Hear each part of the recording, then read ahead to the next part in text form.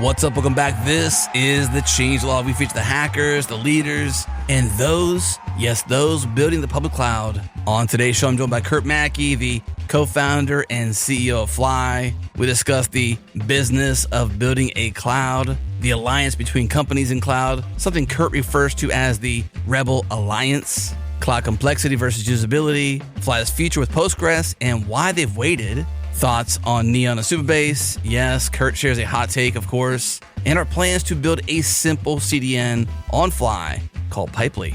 But for now, it's just a pipe dream.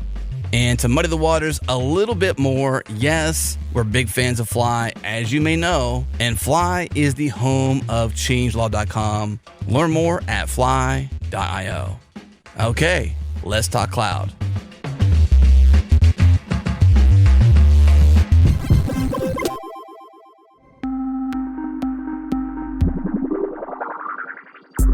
Well, before the show, I'm here with Jasmine Cassis from Sentry. Jasmine, I know that Session Replay is one of those features that just, once you use it, it becomes the way. How widely adopted is Session Replay for Sentry?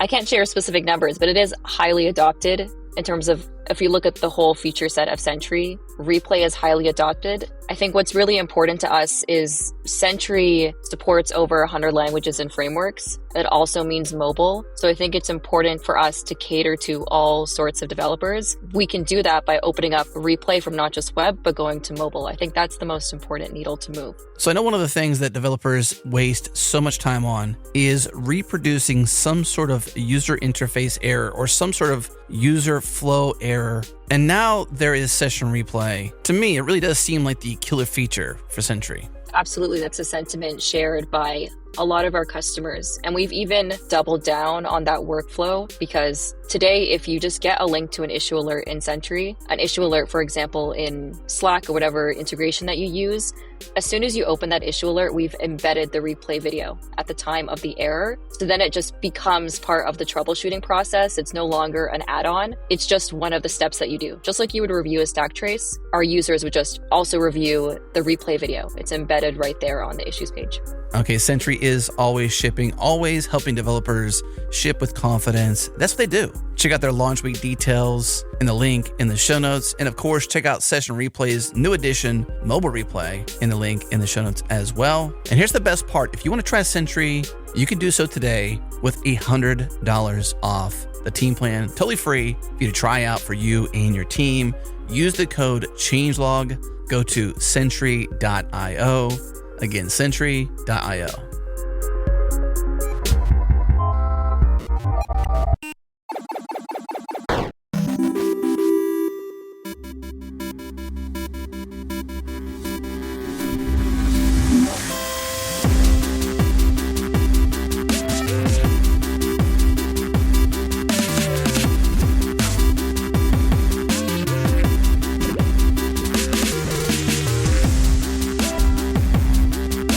Kurt, are you cool with just pretty much anything? You can tell me when there's limits too. Like we do edit, so if we're going down a road that's like too TMI, just like almost all the things I'm working on now are at risk of like pissing someone off. It's actually kind of funny. It's the downside to trying to decide who gets money and who doesn't. Okay, that's a good place to begin then. Fly is one of our tried and true sponsors as well, so let's get that out there. We love the fact that we here at Changelog use Fly. We are hosted on Fly. Yep.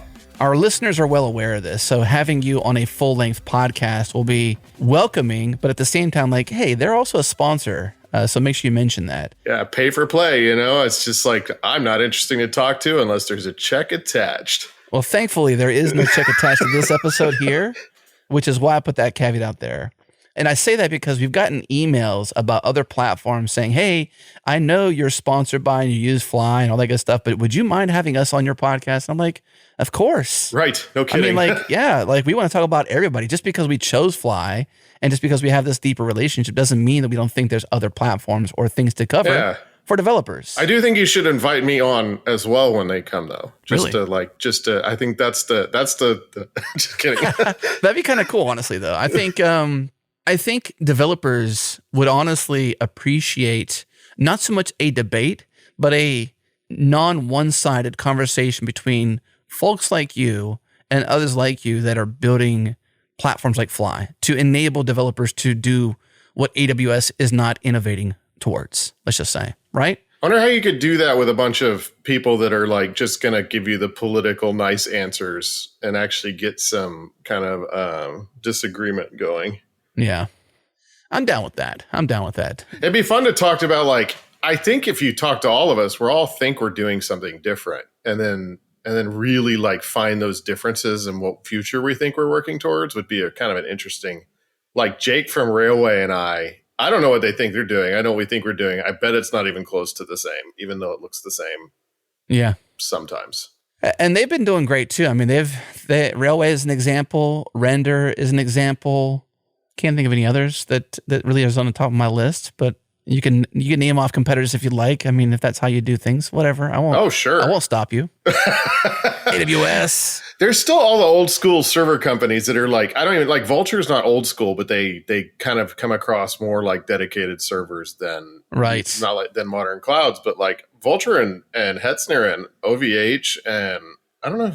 Usually they end up sounding budget because it's like their cost comparison, but a lot of them are doing really interesting stuff. Mm-hmm. So that's cool.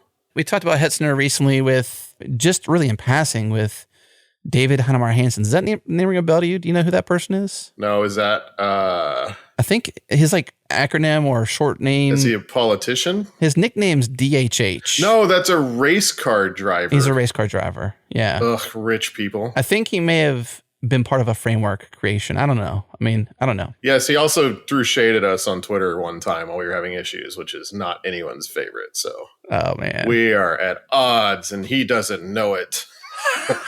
Now he does. No, he's probably not even going to listen to this. Are you kidding? He's not going to know. He does listen to the show. I think he listens to the show. He might listen to this show. We should talk about what he said on Twitter about us, because I actually think his take on this stuff is fascinating. Say it. What did he say? I think we had an outage. And so like the nature of our platform, and this is part of the problem with AWS, is like if you're doing one simple thing and you buy, call it a laptop to run it on, it's going to actually like work really reliably because no one else is messing with that laptop. There's like no other people on there that can possibly ruin the experience. It's probably overpowered for what you're doing. And there's like very few moving parts. And so like us and every other cloud ends up with these things that like literally every customer impacts in some way. And so ours is we have this global proxy. So every request that comes to Fly goes to the same cluster of basically Rust proxies that sit on something like 100 servers we run right now. No, more like 200, maybe 300. Wow. All of my server numbers are wrong. Just like by the time you listen to this, I'll be more wrong, but I'm just wrong because I'm always it's like doubled since you've talked. Yeah. 8 months behind. So we have all of these servers running a Rust proxy, and every request on the platform and every TCP connection on the platform goes to this basically one project that's complicated.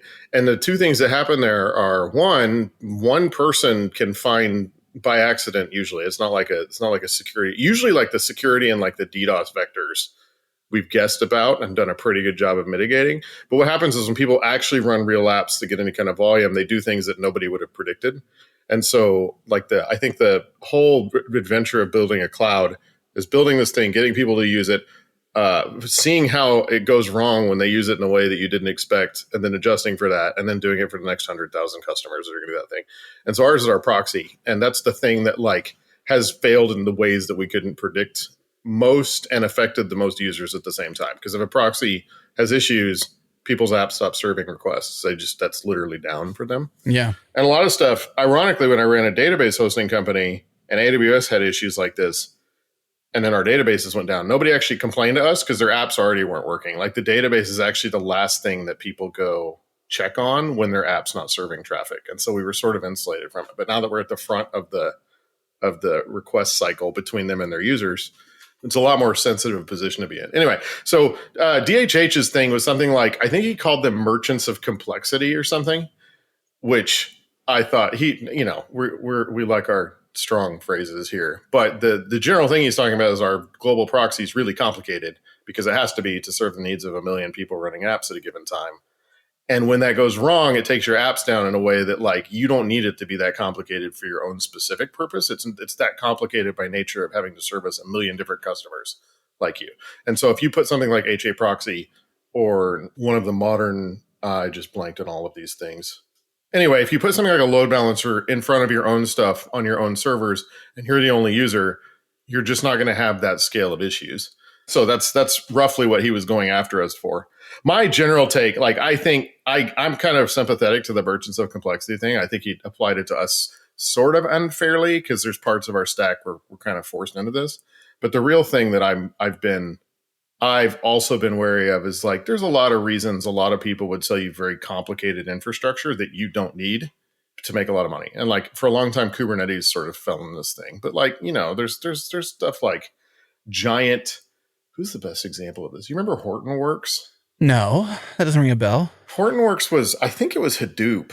Anyway, they made a lot of money by selling a lot of Hadoop to companies, and nobody actually needed what they were selling. It was kind of a flash in the pan company. I got really big really fast because they were way better at selling something and way worse at building something anyone needed, if that makes sense. Mm-hmm. And so I think that to me, the merges of complexity should be applied to people who are like kind of like overselling what you need for your particular application. And I would be a little more hesitant to say it about infrastructure that, like, by the nature of what it's trying to do, has to be complicated, if that makes sense. Mm-hmm. Because we're not going to run, there's no feasible way for us to do the things we do with our proxy and run a bunch of HA proxy instances for people. We actually tried that. Like, one of our actual big priorities when we do cloud features is to isolate what customers are doing as far as possible and make it as close to running an isolated environment as we can possibly get. Was this recent or was this a while back? Everything over the last 2 years feels recent. I feel like this was like 6 months ago, 8 months ago, something like that. Okay. I just Googled merchants of complexity and landed on a Hey World post from David. I don't see Fly being mentioned in the article, but maybe it was a shadow proxy mention. I don't know, kind of thing. Talking about what it means. It's a hard sell, etc. One thing I like about David, honestly, is that he is so passionate about his opinions that you tend to, like, when you're in conversation with him, want to believe and agree with the things he's saying. Yep. But then when you think about it afterwards, you're like, you know what? I don't really agree with that one fully or that one fully. But what I really appreciate is that he thinks really thoroughly about his hard opinions. That's what I appreciate more than his wrongness or rightness at all, really, is just the passion for thinking deeply about what you believe and being bold enough to share it. That's the number one thing I think I appreciate about him, especially leading Rails. Is it's like a new Rails renaissance happening now. A lot of people are kind of, looping back to what was old is now new again, kind of the better way again. And we had him on the show recently and talked about that. All right, I found it. If you Google DHH Twitter merchants of complexity, it'll pop up. It was a retweet. He didn't say those words in that tweet. That was somebody was reflecting that back to him, but it was about us. It was September 1st, so definitely not 6 months ago. Which actually gets me to another thing. It's funny because like an individual dev's perception of when they have a problem is that our whole platform isn't available. And that's almost never the case. And so when you start talking about outages and things, and it actually gets it's an interesting, I've learned a lot about talking to people about complicated infrastructure and how it fails and how it impacts them. Mm-hmm. Because I think this week S3 also went out. Like it's just like the internet fails. Like everything on the internet's going to fail at some point. And I think for a good solid day, S3 wasn't working the way we needed it to. And it was like it's interesting. AWS is actually getting a pass these days because they're the old IBM. They're the new IBM. They're like, well, not necessarily getting a pass from DHH other than on pricing. But in general, like AWS is the new IBM. You don't get fired for buying AWS. And so when something goes wrong with AWS, obviously that's what's happening to everybody. When you make a bold choice to not use AWS and something goes wrong, it actually is a much bigger deal to people, which is I'm going to sound like I'm whining about that. It's just the way things are. It's like, clearly I wish that we got the same kind of pass as AWS, but in some ways we haven't earned it. But in other ways, it's just a really interesting look into the psychology of developers. Yeah. Because the one thing about DHH's tweet here too, is like people want no downtime, and they also want to spend $0. And so there's this actual tension between, even what he's offering is like, even the $5 Hetzner servers you can run your apps on are more than people want to spend a lot of the time. And what people actually want is for their apps that don't matter to cost $0, and for their apps that do matter to cost not as little money as possible. Right. And like actually trying to solve this problem for people is just sort of inherently complicated. Well, I think it's to some degree not so much rightfully so, but the downtrend of, let's say, like even DigitalOcean a decade ago, blazing fast on SSDs, they came out with this phrase, right? Droplets on SSDs. That's right. And they were an early sponsor of ours, and we were early days with them, back in the Droplet days when it was a brand new noun in our lexicon, essentially. And they were driving down to like $5. These very fast, blazing fast on SSD, like this whole new revolution of like, SSD was newer then, a lot newer. And to get to that price point on something that fast. So the state of the market almost makes the user want what you just described. My insignificant projects to be completely free and my significant projects to be mostly free. I actually I'm hugely in favor of that though, because I think that, so like we've actually started showing people what they can run. There's free-ish, right? Like we've started showing people how much they can do for less than $1 a month on Fly. Because like I want to build a lot of apps. Developers want to build a lot of apps. I want to put these things out there. I don't want it to cost me a lot of money in 12 months when I've forgotten about this thing. And I don't want to think about it again after I've shipped it. And so like I'm actually like pretty wildly in favor of almost like cheapium, like scale to almost nothing.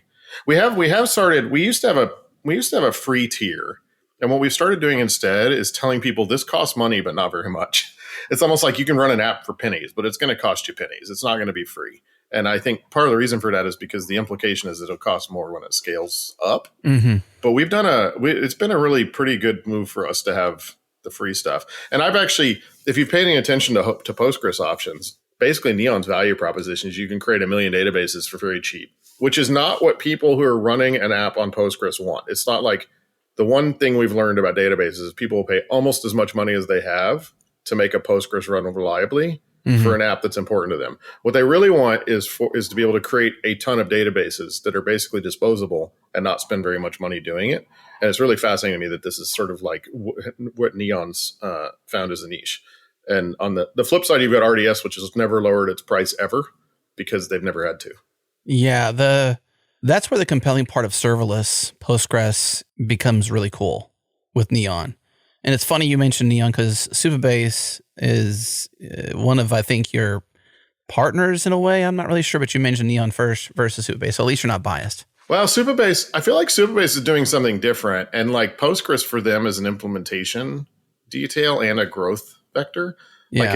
Like if you're building in Firebase, it's not portable. When your app grows, you probably want to move to something like RDS anyway, because this proprietary data store is not great for them. To me, Supabase is using Postgres because it makes sense to their customers as they evolve. But Supabase's goal has not been get devs to use 1 million Postgreses directly. It's been get devs to use 1 million applications. And Neon's goal is very much like scale to zero Postgres, which is, I actually think it's very different than Supabase. It is from their marketing. So I would say you're not wrong, but you're wrong in your supposition of Supabase, because we've had a conversation with Paul Copplestone on this podcast, and I thought so too, because we're fans of Neon. I'm a fan of the idea of serverless. They're one of our sponsors, so this is by no means that. I just happen to have this glimpse into this world of the compellingness of Neon, and in particular what they did with Retool building Retool DB on top of Neon, spinning to zero. Yep. I can go on. It's just amazing that Neon built that kind of thing for a player like Retool to build on top of, so that they didn't have to spend a year building the same thing just to offer Retool DB and instant databases. That's my long story short. So I have a hot take here if you want it, which is that Throw it down. If Neon was an easier company to work with, Supabase would be running on top of Neon. Oh, because realistically, Supabase that is a hot take. Needs what Neon has, which is like Supabase needs small Postgres to be cheap. And so because Neon is not as easy to work with as I think they should be, Supabase there's just no world where Supabase builds on top of Neon. And I actually have a lot of history here, because like when we were pitching Fly to investors, I had this whole Rebel Alliance idea of like, we're going to do compute well. Somebody else is going to do database as well. Somebody else is going to do X well. And the reality is like no startups are actually very good at working together, both for good reasons, like they have competing customer priorities, which is why Supabase and like where we're not really been successful in using Supabase to offer managed Postgres to our users, because Supabase has entirely different user needs than we do. It doesn't make any sense to make a good Postgres for us. But I think that like companies are just, we're all still competitive in some ways. In a lot of ways, like I think that my guess is that Neon sees a future where Supabase doesn't really exist because they're going to grow to take it over. But the reality is what Neon is really good at is what Supabase could actually take advantage of. That's why they've got the Oriole DB thing going, which is great. I love more open source Postgres alternatives. This is good for me. Yeah. You mentioned the phrase Rebel Alliance. I didn't know that was a public phrase. It's been public and not. I've actually I had a landing page up and I would talk to individual companies about this because to me, like it's obvious that I should be focused on being very good at one thing. Like it's like the Unix, like, you know, sharp tools and pipes, basically. Yeah. To me, it's obvious that like if there's a company that's extremely good at compute and they're easy to work with, the next hosted database company should just build as like on top of, but in partnership with them. And the next like object storage company should build in partnership with them and be using that compute. And then our customers use their object storage, which actually worked out pretty well with Tigris. But that's the only time this paid. Tigris and Upstash are the only two companies that this worked out well for us. Mm-hmm. And I think a lot of this, in some ways, I damaged the company by waiting way too long to do our own managed Postgres because I was like principled about like, we're not going to do a better managed Postgres than anyone in the world. So we're going to wait for the right company to come along and partner with us on this. And then what I've learned is what our users don't care about is they don't really need the best managed Postgres in the world. What they need is the best Postgres for fly apps in the world, which is actually something we should build for them, if that makes sense. And so, yeah, Rebel Alliance has been, destroyed by the Empire, or whatever you want to call it, is maybe a good take here. Oh, dang. It's not a real thing anymore? No, I don't think the world's going to shake out that way. There's like some real practical issues here. Like, for example, can you zoom out and explain? I mean, I'm being limited in my, like behind the scenes, we've had some conversations because of our relationship. And there's things that we've actually purposely not said on the air because they're your ideas and they're part of your strategic advantage in what you're trying to do. Oh, yeah. Can you explain what you're trying to do so that the context is there for the listeners? First of all, Rebel Alliance is something investors ate up. There's always like things you can pitch that you will get a huge amount of funding for that like you actually, when the rubber meets the road or whatever euphemism you want to use, don't go that way. So my the general belief here was that if you take the top 50 AWS services, AWS has like 300 services and 50 of them are pretty good. And like 10 of them are really good. And if you take the top 10 AWS services, there's probably a really big startup for each one of those. There's probably a really big RDS startup. There's probably a really big EC2 startup or Lambda or whatever you want to call it. There's probably that's us, by the way. There's probably a really big, what was the other one I was thinking of? There's like storage ones. There's Dynamo DBs. There's really big like caching services. Like anything you could provision that is in it. If you go to like Vantage, Vantage, the cloud billing accounting company, they have a top what people pay the most for in AWS. If you look at the top 10, those should just be individual standalone companies that are building the best possible version of that thing. And the best example I can give of why I think this should be is like S3 was innovative in 2008. It made it so I could build new kinds of applications that I couldn't previously build, which to me is like what cloud services should be offering. And then it ceased to do anything. And then it ultimately, like it's not doing that anymore. S3 features are not allowing me to build new applications I couldn't previously build. But then you get Tigris, who I'm 99% sure I'm supposed to say Tigris, but it could be Tigris. And I'm going to check after this, but I'm going to keep going with Tigris. I think it's Tigris. I've always called it Tigris personally. All right. Well, we'll go with Tigris then, and I'm going to blame you because I think it sounds better. It's like a little tail, right, on the T. Yeah. You know what's funny is I have hot takes about how people should pronounce their company names, and then I hear how they say it. And I was like, no, that's not correct. And the last example of this was Minio. It's called Minio. That's how they say it. And I was like, no, it's Min.io. Like it should be Min.io. I'm sorry you say it that way, but I'm wrong. Obviously. How should CentOS be called? Oh my God, CentOS. How do they say it? CentOS. CentOS sounds like a cereal, like something you put milk in. Anyway. Well, CentOS makes it sound like a currency and low value. Like 8 people that are going to see this know what CentOS is, by the way, because that's just 2008 level Linux knowledge. You'd be surprised. You'd be surprised. Oh boy. Wait, where was I? Got off on a way big tangent there. You were talking about Tigris. And correcting yourself. Tigris is basically like the promise of object storage, but it allows you to actually build a CDN. Like you can basically you can write some JavaScript, use Tigris, and you have a CDN baked into your application. You couldn't build anything like that before. You could try and do this with S3, but it's so complicated to like manage multiple regions of data that it's impossible.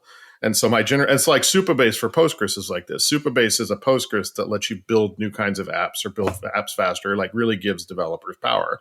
And so the Rebel Alliance idea was like, if the future is developers are picking cloud platforms, the best possible cloud platform for developers is 10 companies that have built a very special version of infrastructure that makes developers more powerful by itself. And then obviously developers would just use those 10 to 50 things together. Like, why would they use my object storage when they could use Tigris? Why would they use my Postgres when they could use Supabase?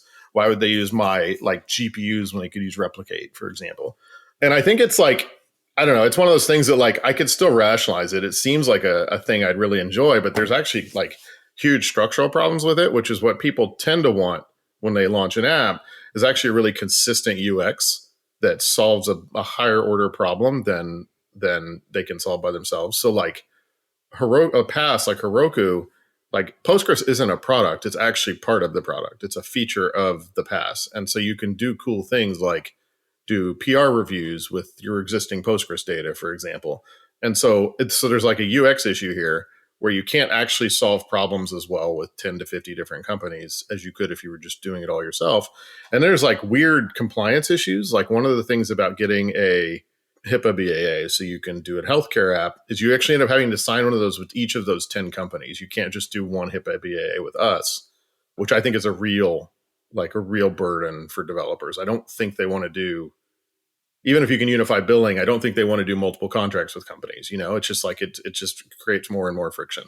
So like there are actual practical issues with I think a Rebel Alliance cloud, but also I think that a lot of it is just politics. Like there's just very few companies who have a low enough ego to give up a big chunk of potential revenue like that.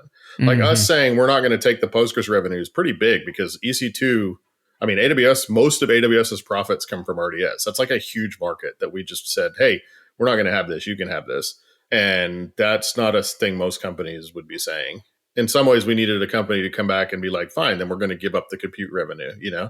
And that was actually relatively rare to find people who were that communist? I don't know. Communist. Anyway, that was very rambly, but I'm very fascinated by how this all went because it still seems like it should be the ideal state, but I don't believe that's going to happen anymore.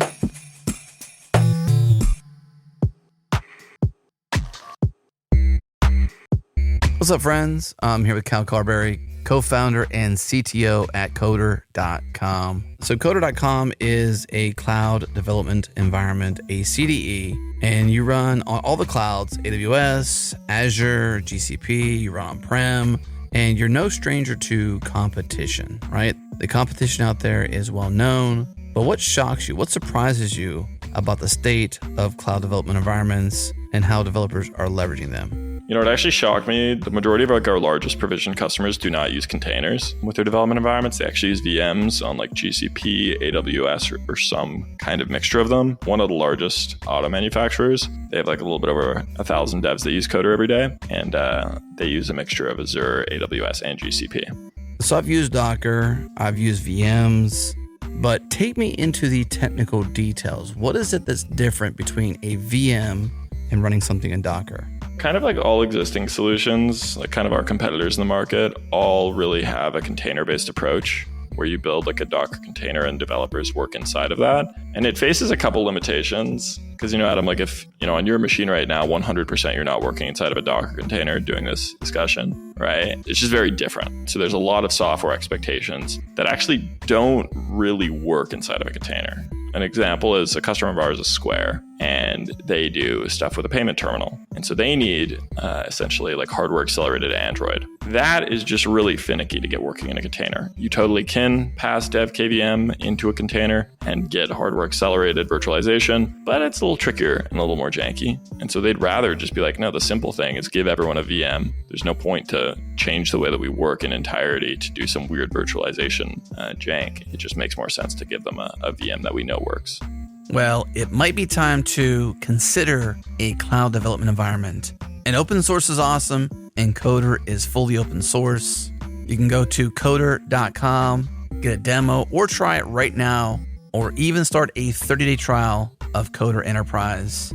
Once again, coder.com, that's coder.com, coder.com.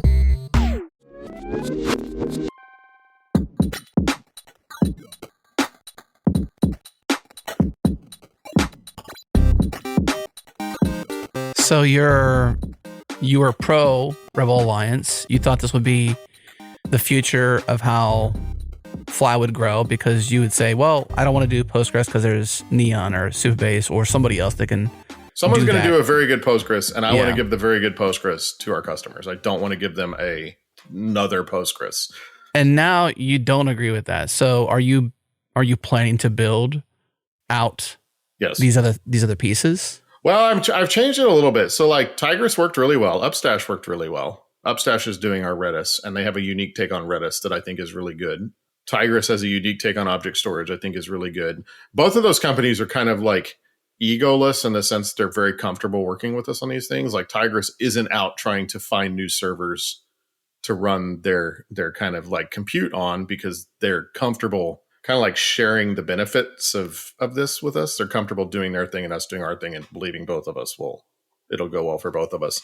Both of those, Tigris in particular, like one of the big problems with Postgres is like we have to run it on our own hardware or it's not very good. And so all of these people who've built clouds, like Crunchy is a good example of this, but even Supabase, people who've built on top of AWS aren't necessarily incentivized to make it work on our infrastructure too. And so we can't just use them as is. They actually have to do a lot of work to make this happen. I just went on another tangent. So your question here was like, do you think this is now how, oh, right, we're going to build some things ourselves, and we're going to still, and actually when I've talked to companies about this, there's a couple of things that I want for our users that I have gone to companies now and I've said, we're going to build this. I'd rather give them what you're doing. Should we work on this together? And so it's become, if I rewound 4 years, that's what I do with Postgres. I'd say, we're building managed Postgres. I like what you're doing. I think it'd be a better thing to offer to our customers. Should we like, can we work on this while we build managed Postgres, along the side, and then make a decision when we see kind of which one's better for users. So we have a thing we're building that I would like another company to just do on top of us, and we'll see how it goes.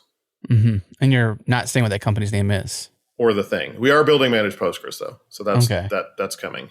What do you think you can add to that then? If Postgres will run on your servers, and to share a slight marketing part of your story, globally distributed. So Fly, when you launch on Fly, you can be anywhere. Basically, you've solved that problem with your networking and your machines all around the world. How will you solve that better or differently? Well, so the reality is, and this has taken me, we have a lot of devs signing up each day to launch their applications. And so the problem we're trying to solve. So here's my pitch on Fly lately, not pitch. Here's what I think about what we're doing.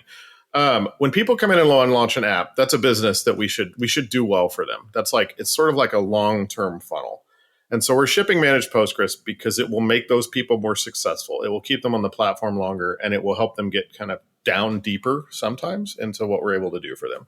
To me, the thing that we do the best is we get compute running anywhere in the world for whatever you need it for. That's it. In the past, like the platform as a service stuff takes advantage of that, but it's not like we're trying to outcompete Heroku necessarily. Like we already have a ton of users coming wanting this. We don't have to like justify this to anyone. We just need to like do well for the people who are already there, which actually took me a bit. It's really hard to look at something and be like, we need to do really well for these people and kind of let go of like, we also need to convince them this is the best choice for them, because it's just like, it's not important. We really have no pitch to do for the people that are coming through the platform right now. All we really have to do is like check boxes for them, and they stick around and grow, and we're all very happy. It's almost like relief in some ways. Like we're going to ship really good deploy tools for people. We're gonna end up shipping. I think we might have already had, but it's gonna get better. Like PR review apps, right? Like at first, it's like Heroku Pipelines is really good. We shouldn't even do anything if we can't do better than pipelines. And now it's like our users actually need very specific things for PR review apps. We'll just do that and it literally ignore what everyone else is doing because it's irrelevant. And so we're not even really pitching stuff like running close to users is a thing that makes our app perform better, or their app perform better when they launch it. And people like legitimately notice that, but we're not really putting it in their face. It's like when you run your app, and we've still got tweets. People are like, "Wow, I launched my app in Tokyo, my dumb little Rails app, and it was really fast. And I've never experienced that before because all my previous Rails apps have been in Virginia or Amsterdam or whatever." And so there's still like huge benefits that I think keep people around, but it's not like a pitch, if that makes sense, which has been a big mind shift for me. And now truly the big pitch is like we have compute that's safe it's like really good sandbox compute. And like one of our biggest use cases right now is people running LLM generated code on machines because it's in fact, like I think something like 60% of our revenue is people are using machines as sandboxes for some reason or another. They've sort of built their own platform. That's either LLM generated code running in a sandbox or people taking a traditional full stack app and letting people run kind of untrusted JavaScript or whatever as part of it, if that makes sense. Yeah. Well, I do want to talk about the cloud, so to speak, the developer cloud, so to speak. But I also want to talk about I suppose, the business side of things to some degree as well. Like, what does it actually take to place these bets, to stand up your own hardware? I mean, that's what you alluded to this slightly with Tigris. They built on top of Fly, and they had no ego, as you've said. And I mean, maybe it would be challenging to go and rebuild on a different cloud if Fly failed or began to fail in ways that was not suitable for them, because they're betting on your hardware, right? They're betting on the bets you're betting on, which is you want to put your own hardware out there, control your own hardware across the globe. You want to build your own stack on top of that. You're not building on top of AWS. Like you've built your own machines, and they're on those machines, and they scale when you enable them to scale. If they need to be on RAM or on very fast disks, they're waiting for you to create the new colo stack in the various places so they can add this new feature set to Tigris, for example. Yep. They're not doing that themselves. They're not building their own servers. They're leveraging your servers. That's how the cloud works. Right. But they're uniquely positioned in the fact their foundation is you. Yeah, and there's a couple of things there. One is like we still have to do better than they could do themselves. And I think that's that's a funny problem because like we are, but it's sometimes hard to convince people of that. I think we're all very prone to being like, oh, I could stand this up in 10 minutes. And then you take the problem on. And like, it actually feels better. Sometimes it's nice to have everything in your power. It's nice to like own all the things because you know where to go to fix stuff. It's really hard. That's what DHH's tweet was about. It's really hard to wait for someone you don't have a good relationship with to go fix things. And so what we're actually doing, what they're taking advantage of us for right now is not only, so like we run our own hardware and networking for basically economic purposes. We need to have a good business. We need to make good margins. This is a good way to control costs and also make sure things like are kind of optimal for what we need. So like we can buy the best mix of CPUs and memory and disks for a given piece of hardware because we kind of know what we need the most. And we can avoid, when there's like supply constraints on things, we can work around that, for example. And this is what we did with GPUs. Like we couldn't get A100s, so we got these L40Ss, and that worked just fine for us because we knew it would. We weren't kind of at the mercy of paying 4 times as much because we didn't have this level of control. So what Tigris is getting from us is they're getting all of our like run global compute, including a load balancer bit at scale that they don't have to build. And even if you go to someplace like AWS, you end up just building this same thing on top of another cloud. And then they also get the economic advantage. So like we make a little money when they buy hardware, but in general, they're paying close to what it would cost them to buy similar hardware for themselves. And then we make a little money we don't make any money. We don't make money when they push bandwidth anymore. Like we're kind of like giving that to them at cost because a big part of their pitch is like free egress, because this is a big deal to everyone but AWS. Only AWS can get away with charging insane amounts of money to move a gig of data out of S3. And so they're kind of benefiting economically. They can do these things. They can sort of punch above their weight because we've already done a lot of this work. And then they can technically punch above their weight because we've already got a lot of this infrastructure in place. But it still has to stay pretty good for them. It has to stay pretty close to better than if they were just doing things themselves. And so that's the over time. I'm actually like, I'm in some control of this, but I'm actually really curious to see how this plays out with them and us, and which things that we can continue doing better for them, and which things, as say, scale, it makes sense for them to take on themselves.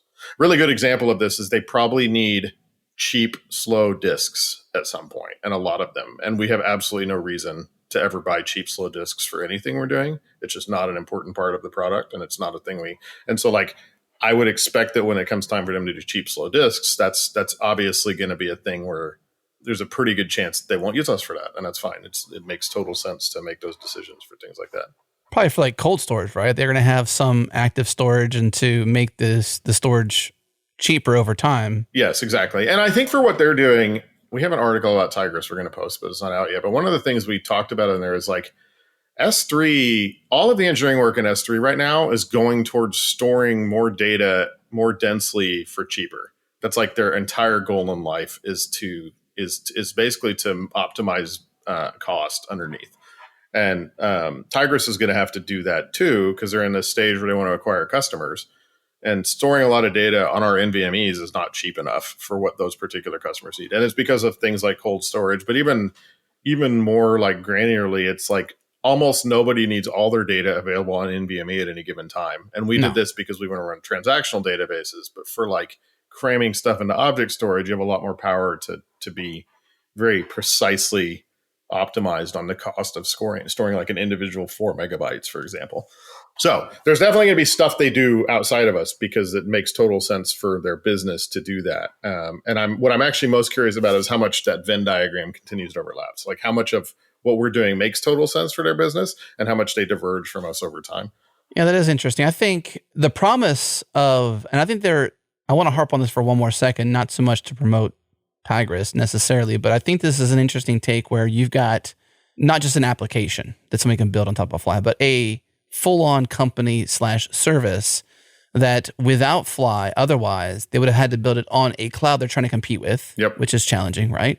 Or the other option would be to do what you've done, which is build the servers, define the CPU, the RAM, the storage, stand to themselves, and build these things globally to even be able to offer the basic promise of what Tigris is trying to offer. They would have had to do so much extra to even get there.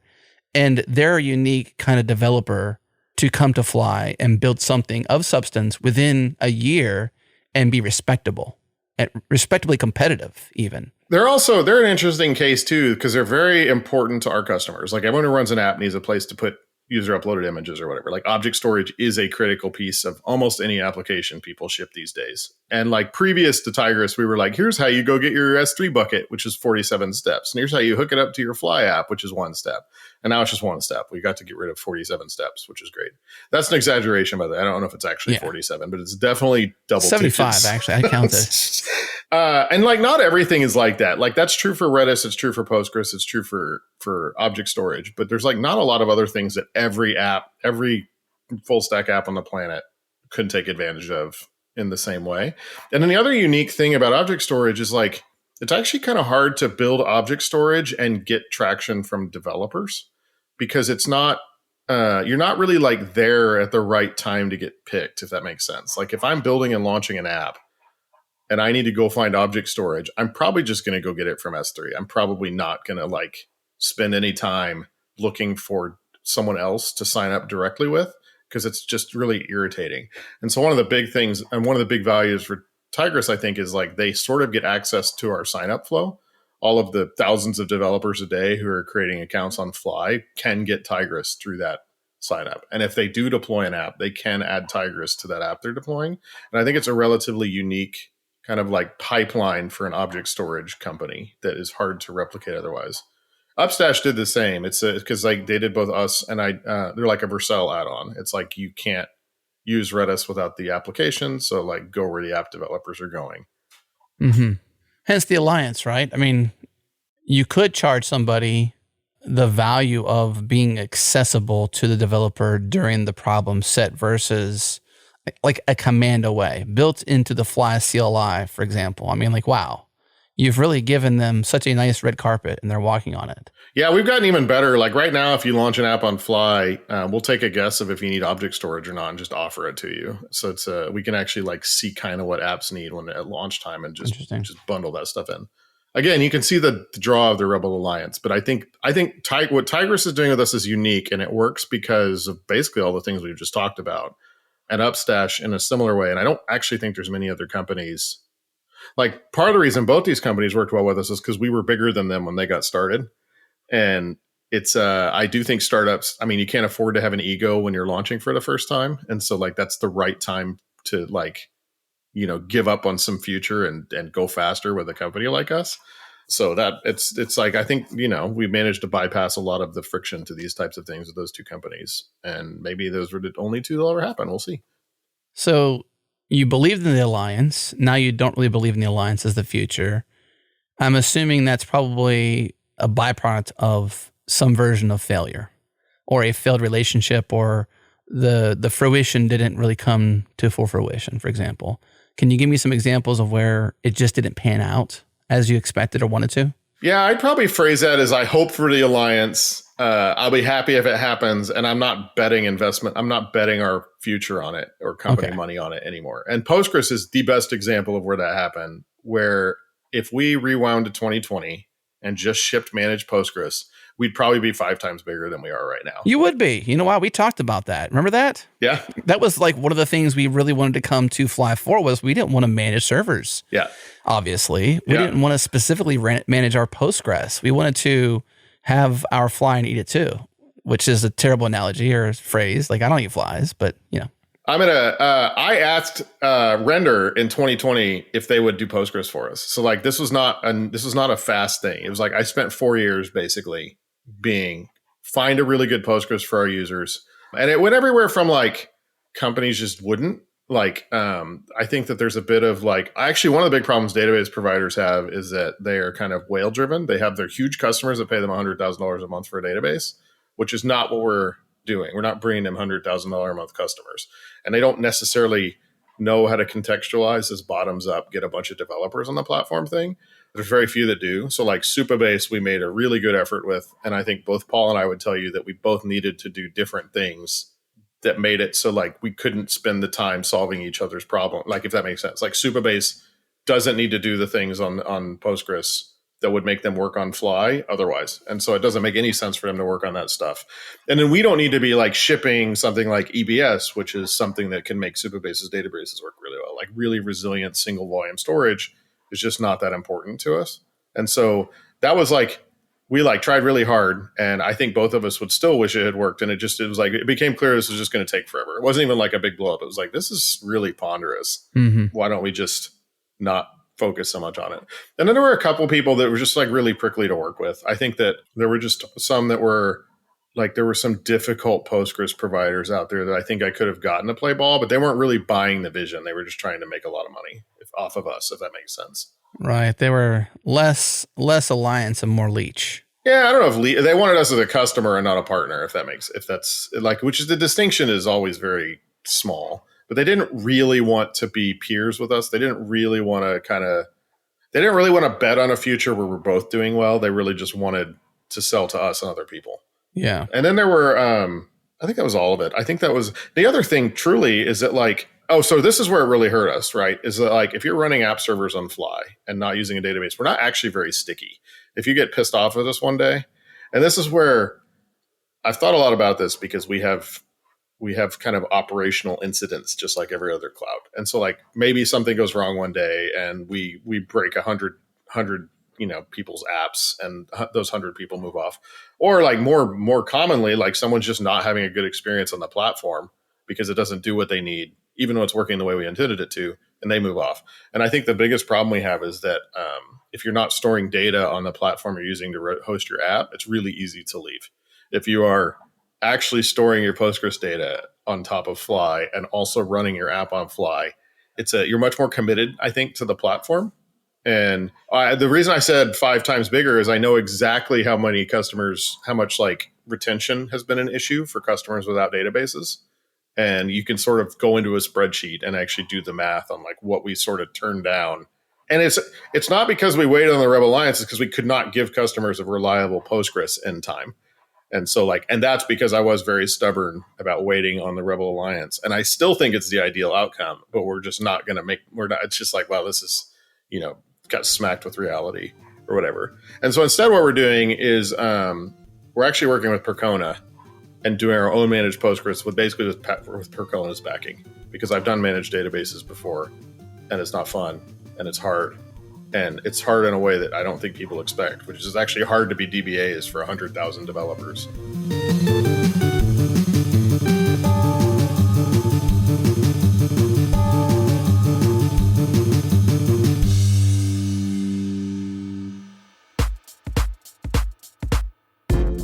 What's up, friends? I love my 8 Sleep. Check them out, 8sleep.com. I've never slept better. And I love biohacking. I love sleep science. And this is all about sleep science mixed with AI to keep you at your best while you sleep. This technology is pushing the boundaries of what's possible in our bedrooms. Let me tell you about 8 Sleep and their cutting edge Pod 4 Ultra. So what exactly is the Pod? Imagine a high-tech mattress cover that you can easily add to any bed. But this isn't just any cover. It's packed with sensors, heating and cooling elements, and it's all controlled by sophisticated AI algorithms. It's like having a sleep lab, a smart thermostat, and a personal sleep coach all rolled into one single device. And the Pod uses a network of sensors to track a wide array of biometrics while you sleep. It tracks sleep stages, heart rate variability, respiratory rate, temperature, and more. And the really cool part is this: it does all this without you having to wear any devices. The accuracy of this thing rivals what you would get in a professional sleep lab. Now, let me tell you about my personal favorite thing, Autopilot Recap. Every day, my 8 Sleep tells me what my Autopilot did for me to help me sleep better at night. Here's what it said last night. Last night, Autopilot made adjustments to boost your REM sleep by 62%.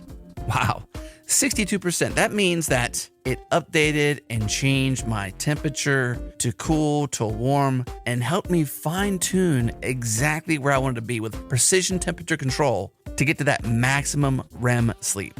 And sleep is the most important function we do every single day. As you can probably tell, I'm a massive fan of my 8 Sleep, and I think you should get one. So go to 8sleep.com/changelog. And right now they have an awesome deal for Black Friday going from November 11th through December 14th. The discount code CHANGELOG will get you up to $600 off the Pod 4 Ultra when you bundle it. Again, the code to use is CHANGELOG, and that's from November 11th through December 14th. Once again, that's 8sleep.com/changelog. I know you love it. I sleep on this thing every night, and I absolutely love it. It's a game changer, and it's going to change your game. Once again, 8sleep.com/changelog. And also by our friends over at Wix. I've got just 30 seconds to tell you about Wix Studio, the web platform for freelancers, agencies, and enterprises. So here are a few things you can do in 30 seconds or less on Studio. Number 1, integrate, extend, and write custom scripts in a VS Code-based IDE. 2, leverage zero setup dev, test, and production environments. 3, ship faster with an AI code assistant. And 4, work with Wix headless APIs on any tech stack. Wix Studio is for devs who build websites, sell apps, go headless, or manage clients. Well, my time is up, but the list keeps going on. Step into Wix Studio and see for yourself. Go to wix.com/studio. Once again, wix.com/studio.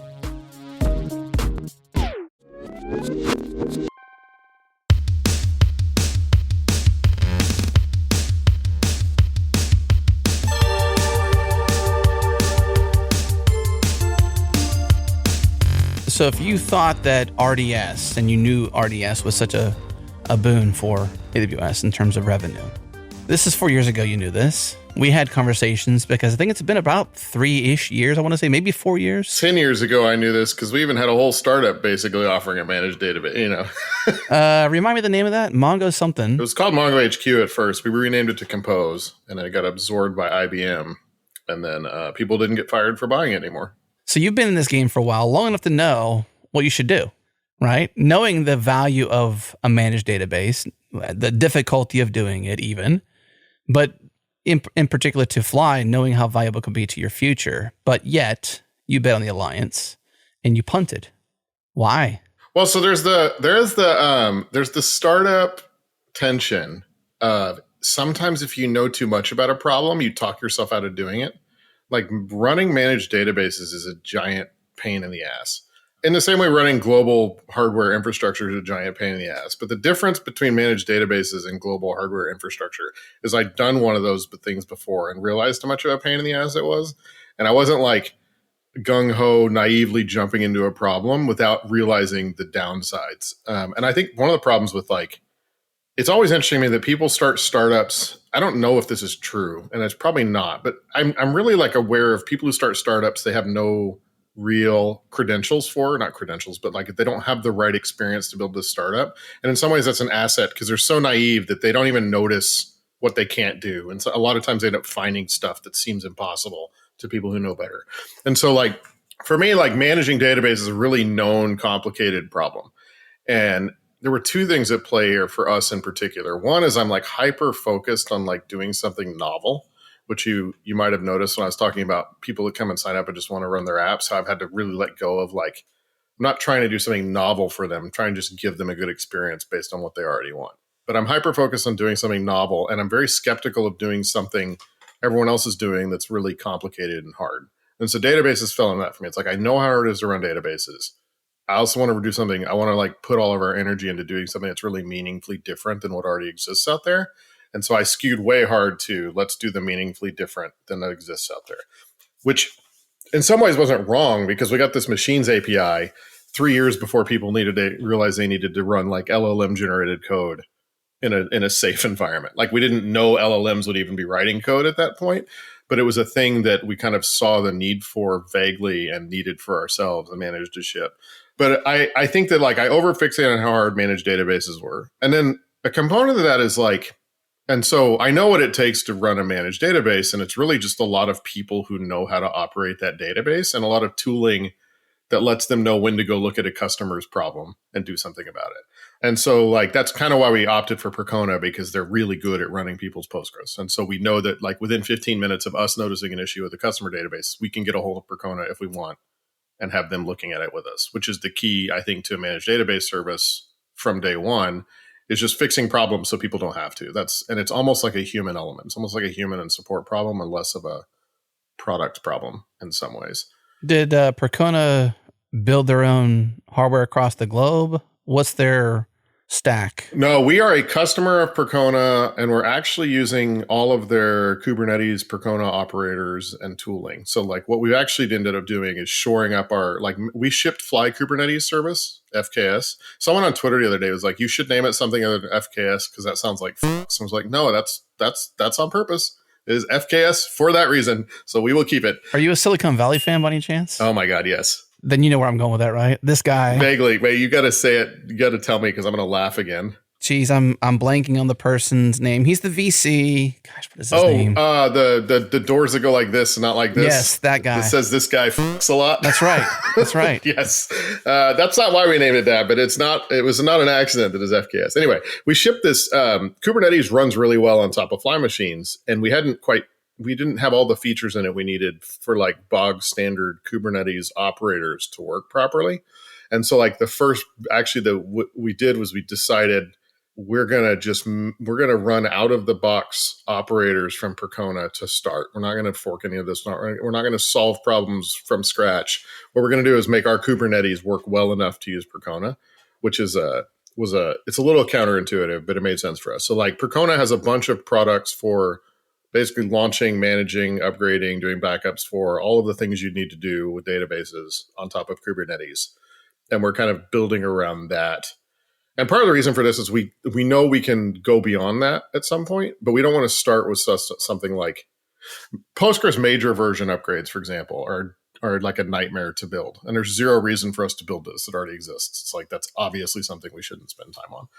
And so Percona is it's like a build or buy vendor that we've decided to buy from, if that makes sense, for our particular users. And I think that one of the neat things about what we're doing, because I'm in some ways let go of the novelty of it, is we don't need anything novel for Postgres. We need really reliable Postgres for our users because that's all they're asking us for.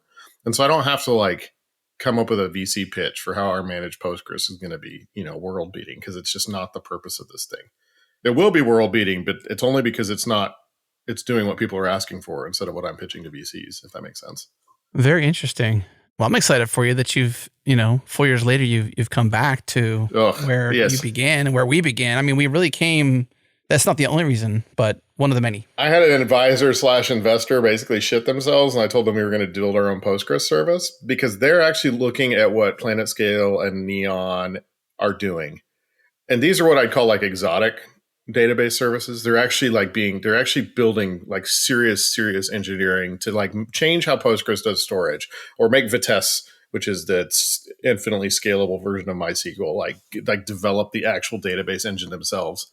And I think the neat thing about like watching Amazon on this is like, we don't need those things. We really just need RDS, which is like the vanilla version of this database. It just works well. And we can charge whatever we need to charge to make that happen. So it was kind of funny to like actually start looking at at what investors see as the Postgres market and compare it to what we actually need to do and how very different it happened to be. So, yeah.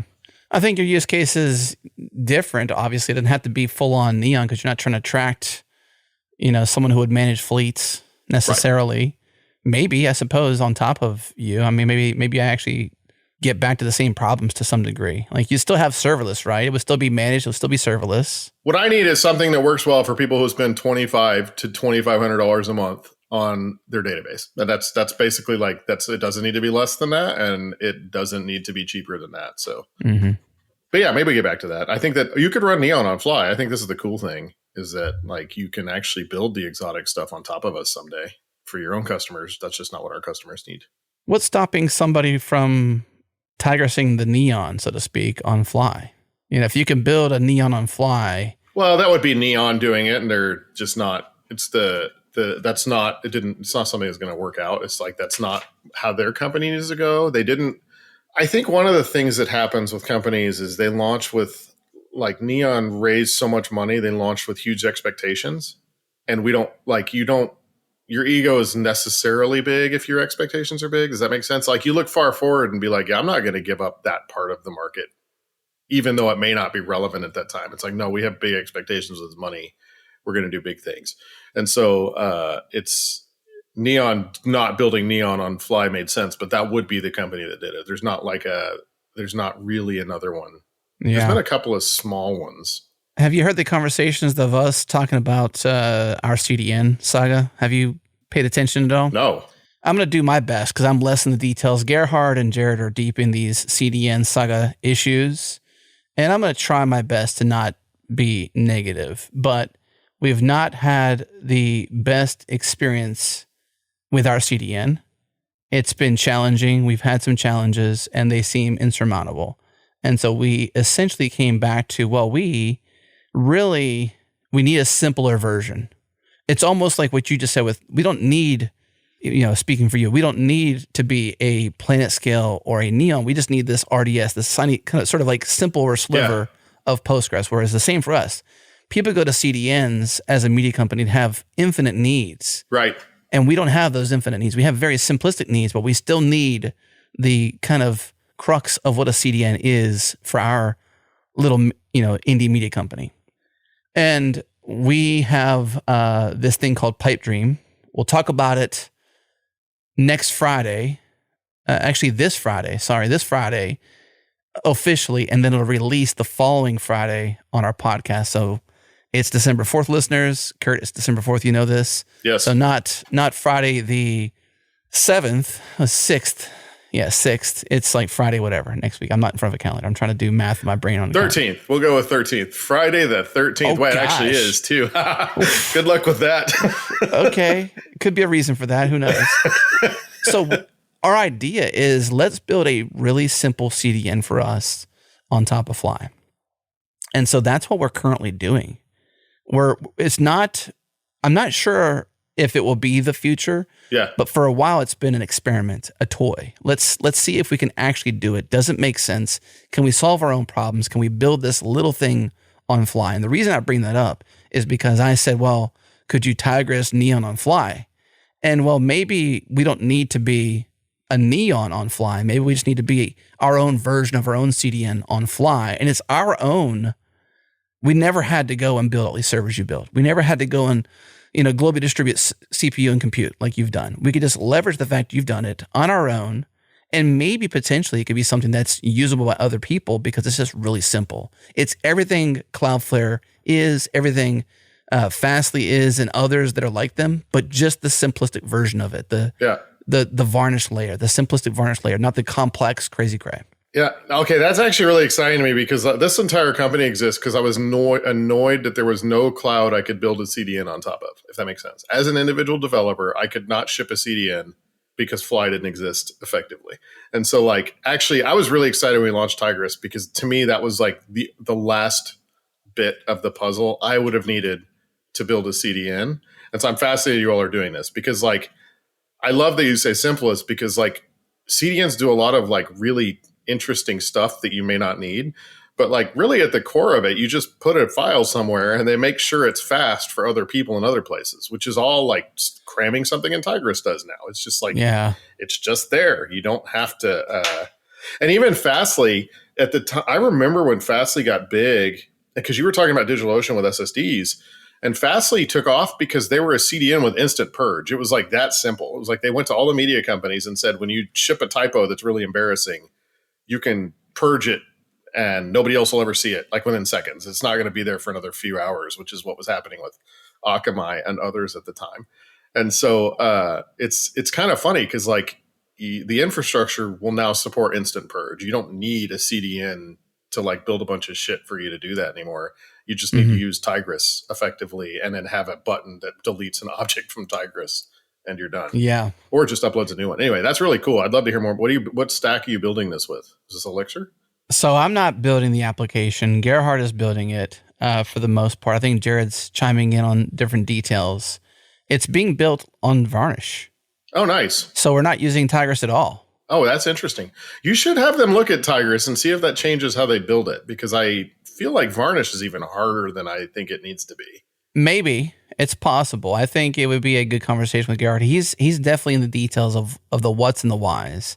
I am more let's just figure it out kind of thing. Because we've been, this is in the weeds a tiny little bit, but we've been bottlenecked by our inability to move to the next thing when it comes to a CDN. And much love to Fastly. They've been amazing to work with over the years, but there's a lot of challenges. I think in particular, the VCL inside of Fastly, just to be very specific, is not versioned. Right. So, Gerhard and Jared, two developers on our team, I would chime in too, but I would that would just ruin it. It would be the worst. They have to coordinate like humans would coordinate, hey, I'm working on the VCL right now. Don't touch it. Yep. Or this is the version of it, and export it by copy and paste into our own Git repository. So it's shadowed by version. It's even something that simple, that's innovation at the Fastly layer that we would absolutely love. Yeah. But it's just not there. Or APIs changing and things break for us. We're why is our feeds not updating? Why are these things happening? Oh, yeah. The API changed and we were not made aware of this API change. I think it's kind of prudent to tell a developer when your API changes. Yes. And maybe they did, and maybe they did. I don't know. Right. That's actually a hard problem, is communicating this stuff to people is actually incredibly difficult, even if you decide to do it. So I'm not trying to say they're bad. I'm just saying we've had some hurdles over years, with this, and they're aware of it. And they may even be listening right now, so I'm really sorry we had to bring this up, but it's just... Oh, somebody there knows. They pay attention to any time we talk about Fastly for some reason, shape, or form. It happens. Fastly and Cloudflare are fascinating to me because in some ways they're doing things on hard mode because they got big and then had the money to do things in a way that wouldn't make any sense to people like us. So we originally started 4 iterations ago, this is pre-2020. We shipped a multi-tenant JavaScript engine for just running JavaScript at the edge, which is just like Cloudflare Workers. And then that didn't do what we wanted. I got big companies were happy to come buy this and build stuff on top of it, but I wanted individual devs to just ship apps, and individual devs were not interested in writing JavaScript for some unknown platform. And I was always grateful that we didn't have like the captive customer audience that Cloudflare does, because Cloudflare has so many customers. They ship multi-tenant JavaScript. They get enough traction from it. They think it's successful. And the reality is like those customers were just willing to use more of Cloudflare features. It wasn't like attracting new customers at the rate that like we needed to as a startup, for example. And Fastly is really similar because they did this instant purchasing. It was all based on Varnish. And like when you kind of start with this black box, like how you evolve from there is really kind of hard. And we got really lucky because at some point, and this, I don't want to say this is like because I'm smart, it's because it wasn't working. My brain flipped from like, I want to build a CDN that devs can take advantage of, which is where you'd get scripting CDNs and customizable VCL and all of these things, into why are we building like proprietary stuff for the CDN when in theory you could just have a cloud that lets you run a CDN on it pretty easily.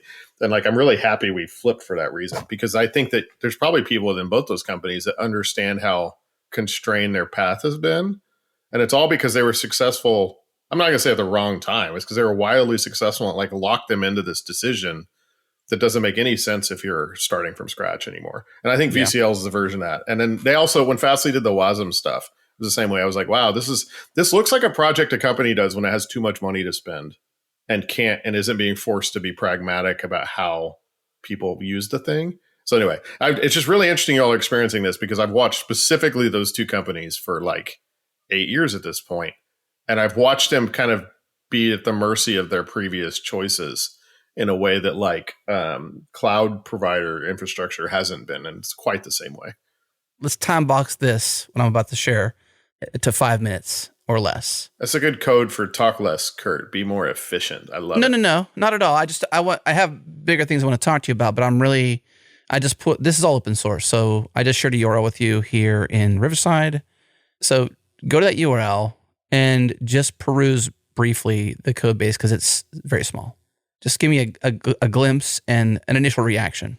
This is, I wrote, one of my favorite things I wrote for our blog was called the 5-hour CDN. This inspired it. Yeah. Okay. Yeah. I love it. Yeah. We actually, so Jared, it's quoted here, and on a podcast, we do these shows called Kaizen, which, do you know the word Kaizen? No. It's Japanese for continuous improvement, or always be improving. And so we've, of many pillars, give them what they came for, keep the main thing, slow down and check yourself when you're going too fast, and Kaizen. Like, these are the 4 pillars of our psyche when it comes to our business. Yep. And so Jared on a Kaizen podcast, where we're introspecting what we're doing, and I've shared with you our challenges, and now with the rest of the podcast world that's listening, Jared said, I like the idea of having this like 20-line Varnish config that we deploy around the world. And it's like, look at our CDN guys, and that's it. Like, and so that's what he said on the podcast. And so Gerhard Lazu, our resident SRE and friend for many, many years now here at Changelog, prior host of Ship It, the podcast, etc. He's still involved in all the things we do. He planted that seed in his brain and went away. And over time, brought out this idea, this pipe dream. Jared called it a pipe dream. Could we actually do this? Yep. Could we build our own CDN on fly? And your blog post was fodder for the possibility and enablement, so to speak. Yep. And so we said, well, is that even possible? Should we even do it? And I was like, no, because I want to work with a partner that does it. I don't want to manage more code. I don't want to be responsible for our CDN. So here's me thinking as a businessman around this eating media company, no, we should partner and get them to pay us, because that's how it should work. Yeah. We should choose a major winner, enable a symbiotic relationship, and share our story with the world through that how that works out. Yep. That may not be how this ends up working out. So this is still a pipe dream. That's why we call it pipe dream, because we're not sure if it will work out, but this is it. A single purpose multi-tenant CDN for just us that runs Varnish Cache. It's open source. It runs on fly. And that's where we're at so far. Oh, that's really cool. That's you've got me like thinking I should go spend the weekend and just do this from scratch and see what I'd come up with. Because like, since I wrote that blog post, Tigris exists, which is, I think I might do it different now, but maybe I'm wrong. Yeah. I apparently need I cope with burnout by spending a week writing a little demo. So my last one was called BFAS. It's Bash Functions as a Service. And it hooked up to the ChatGPT API. And I said, write me some Bash, and then it would run it in a machine. And I was actually using it to see if I could hack our own machines. And ChatGPT is really good at writing exploits, so that was kind of fun. So this Wow. may be my next one. Interesting. So, I mean, in light of this and having 1.5 minutes left on this brief part of the conversation, is we've considered, well, if this does make sense for us, who else needs a really simple CDN? Yeah. That's not so much anti-Fastly or anti-Cloudflare, but it's just bloated. We don't need all those features. We just really need something simple. Maybe we could flesh out what is Pipedream into a Tigris and be part of this alliance.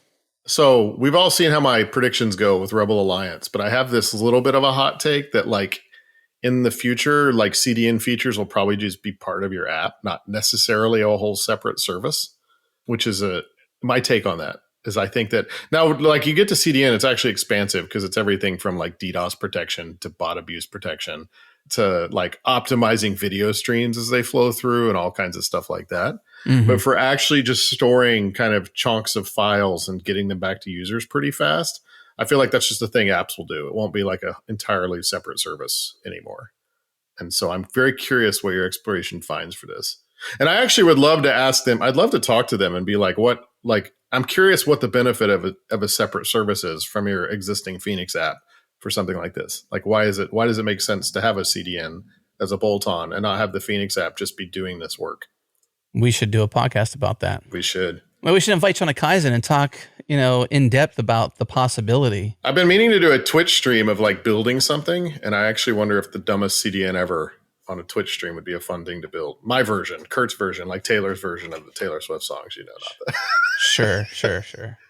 I mean, I really love this though. I actually this is the exact type of thing that I would love seeing on Fly. That's like, it is like, you can't do this on AWS or DigitalOcean or Heroku or anywhere else. It only works here. It's very cool.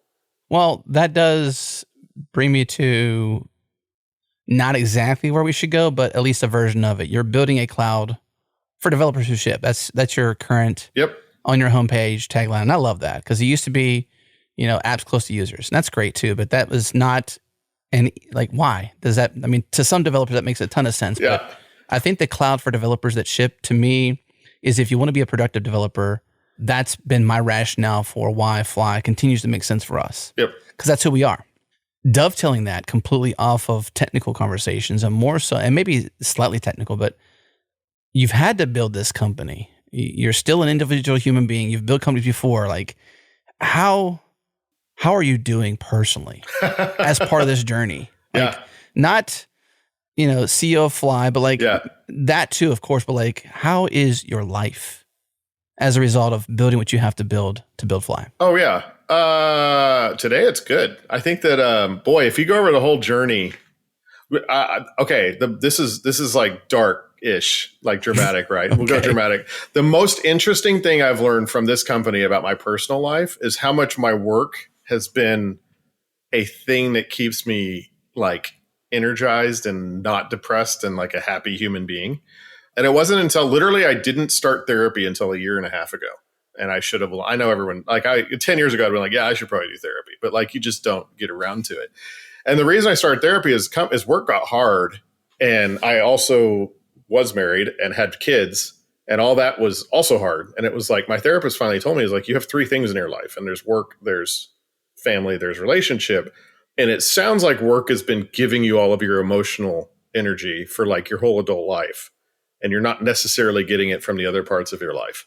And I thought that was actually really fascinating because I've always noticed that people who get to basically the stage of the company we were at, for some reason, they get divorced at a pretty good rate. I've noticed there's a lot of founders post Series B. Again, not data, but an observation. And I'm kind of wondering if that's why. I wonder if we're all self-medicating for some kind of depression that exists in our other lives by trying to build a company and make it successful. Because the successful moments certainly keep me going when they happen for an inordinate amount of time. And so what happened when 1.5 years ago when I started therapy is the company had become real work. And it was fewer of the build head rush endorphin moments and a lot more of the, God, I got to get up and not commute because I work from home, which is almost harder sometimes, but I got to get up and do this today. And there's stuff I don't want to do today that absolutely has to happen. And there's things I haven't figured out. I don't know where this is going to go. And I wish I could just be the type of person that had a real job and enjoyed a salary and also liked going fishing over the weekend or something. But that's just not ever what I've done.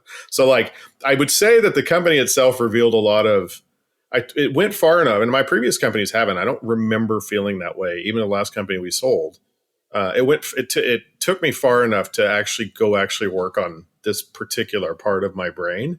And the good news, like what I'm actually exceptionally happy about is like I'm actually getting emotional energy from all three areas now, like kids, relationship, and work at different times. It seems much more balanced in my head. So like we talk about things like outages and DHH's tweet on September 1st, and I guarantee I did something else that week with either a relationship or kids that was like made me feel good that week. And I wasn't like, it helped me get through the DHH throwing a shade thing for us, if that makes sense. Yeah. And so that's been the biggest thing is I'm great now, but it was a pretty good forcing functions for a lot of the stuff that I probably needed to take care of. Mm-hmm. So it sounds like you've gotten divorced. Yes. Okay. And I know you moved from one place to another. I think you live closer to me now. I live in Texas. I'm in New Orleans. So you're about 6-ish, maybe 7 hours away from me. A good drive. We basically moved as the marriage was ending. It was like a little bit of a last gasp. And I don't know if everyone's marriage is like this. I've actually talked to a lot of people, and nobody really talks about getting divorced because it's shameful and makes us feel like failures as grown ass human men.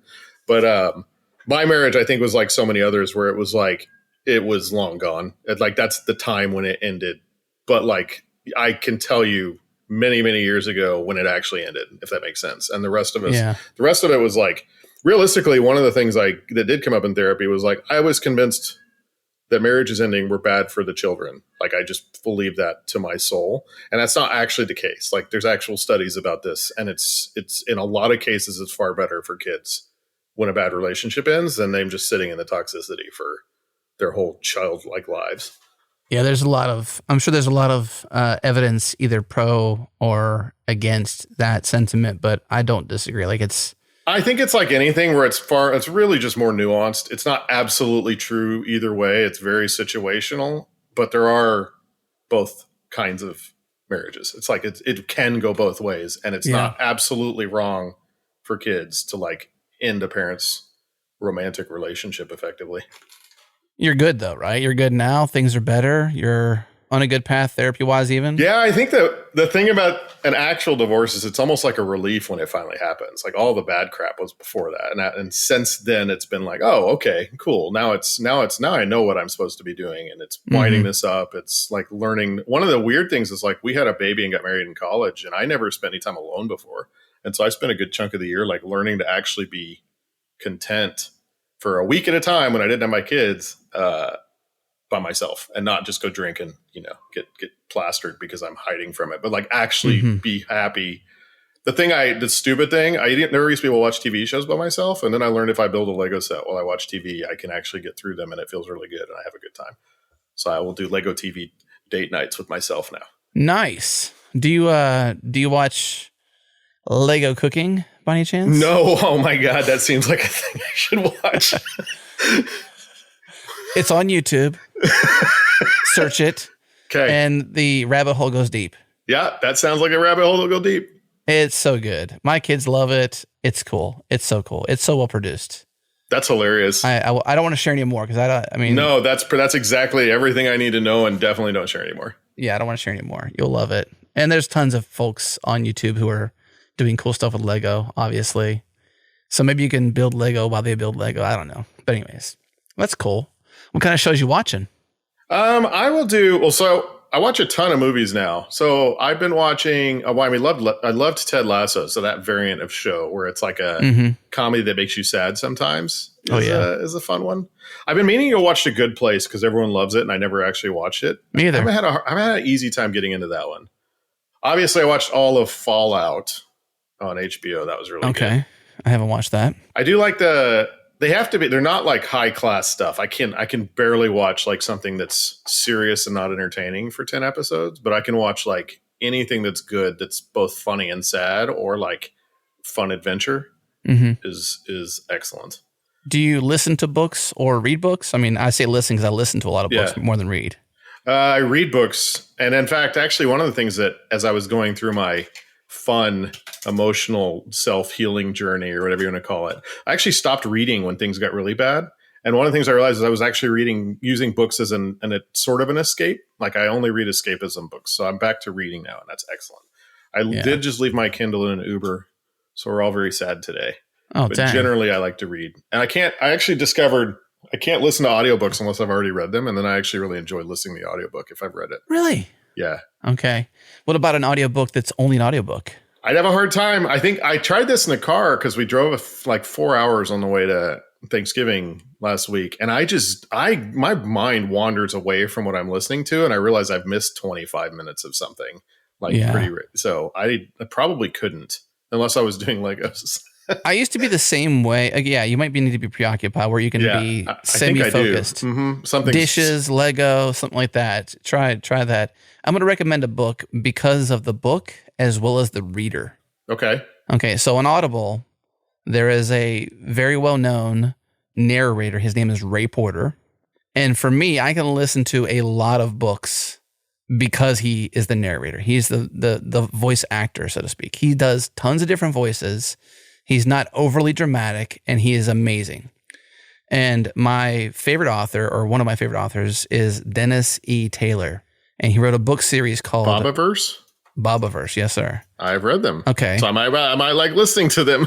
So you'll love listening to them then. So if you're a fan of the Bobaverse, Ray does an amazing job narrating. Now, so Bobaverse book, they came out originally on Audible and not in print. So now they're in print. Oh, I didn't know that.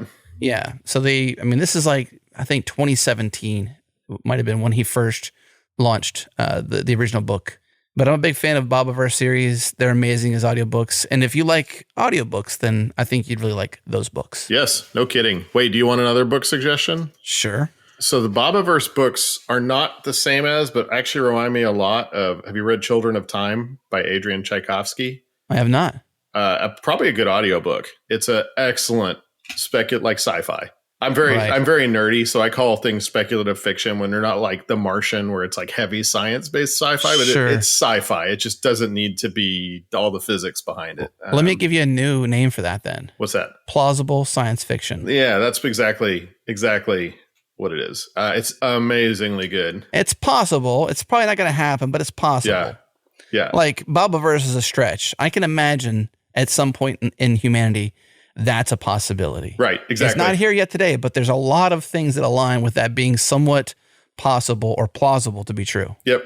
Children of Time it's similar to Bobaverse because it has there's like a huge amount of time that passes, so you can see things happening externally that you wouldn't necessarily get to watch as a human being, which I thought was really cool. That was my favorite thing about Bobaverse. It's like you can play with time scales, and you can have like whole novas happen and see the effect on the universe around you when you don't have to care about time anymore, which isn't the...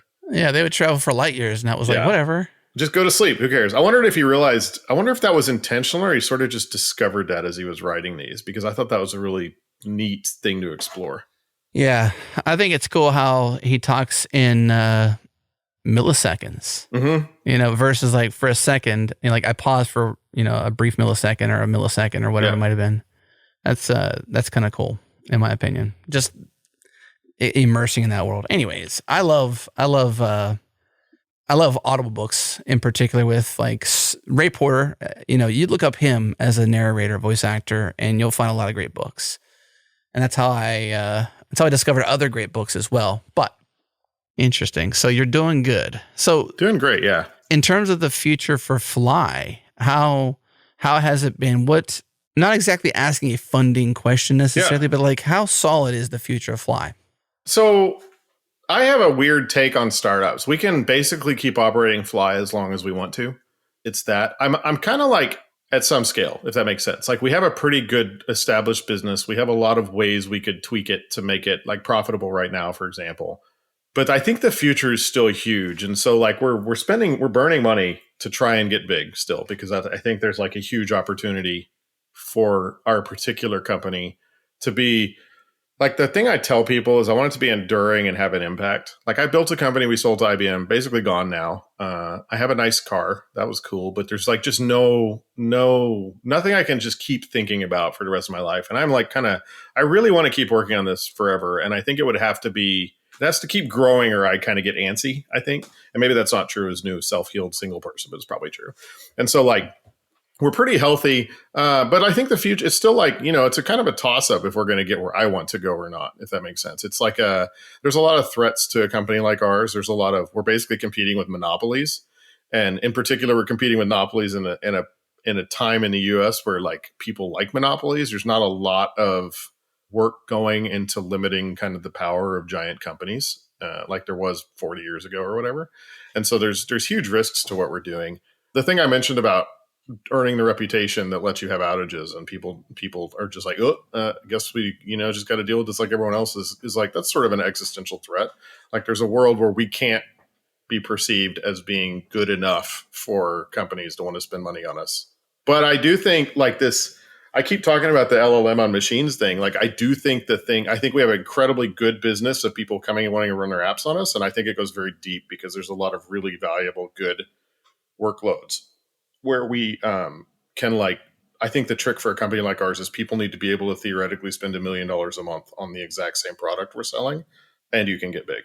And so like, I think a lot about Heroku, who you couldn't necessarily spend $1 million a month on Heroku. It doesn't go that deep. And I think we're in a really good spot there because we've got kind of the depth of the platform there, and we've got a really good business we can build down to that, if that makes sense. Mm-hmm. We're not raising money anytime soon. And part of that is because we don't need to. It doesn't make sense. We can't necessarily spend money faster right now to grow faster. I don't think we're to that stage. And also, like, why would you raise money right now? Oh my God, it's terrible out there. So like, we're just batten down the hatches and not for another 2 years and hope the world changes. Is that a helpful answer?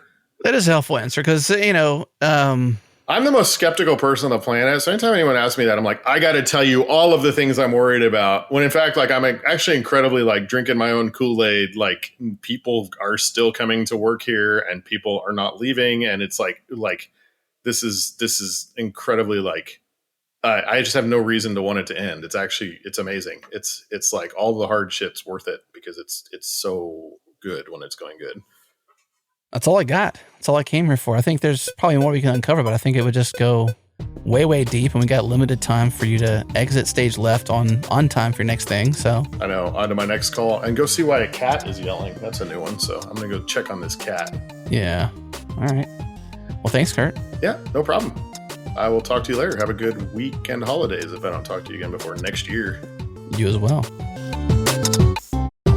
Okay, big fans of Fly around here. They're sponsors, they're partners, they're friends. I've known Kurt for many years. We've known Kurt for many years. We're long on Fly. It's the home of changelog. I can't help that. That's how it works. But this conversation with Kurt was necessary, needed by me. I'm a big fan of Kurt. I wanted to know what was going on with Fly, and I really hope you enjoyed the journey of this conversation.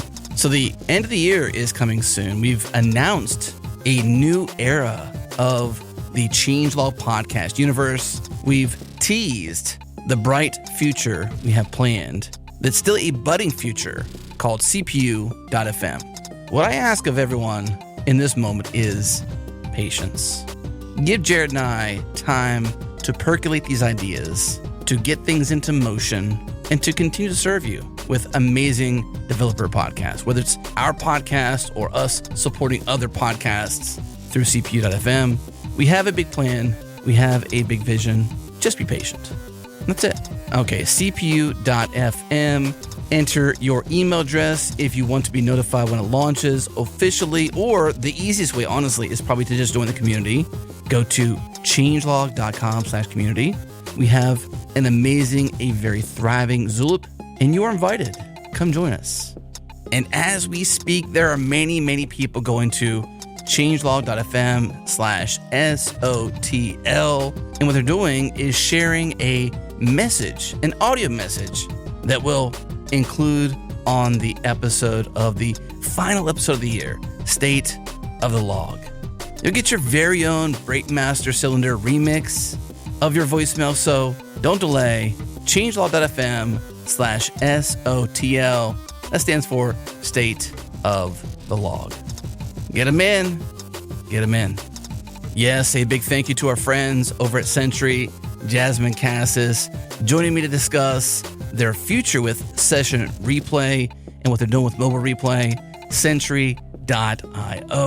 Use our code changelog, get $100. 100 buckaroonies off the team plan for free.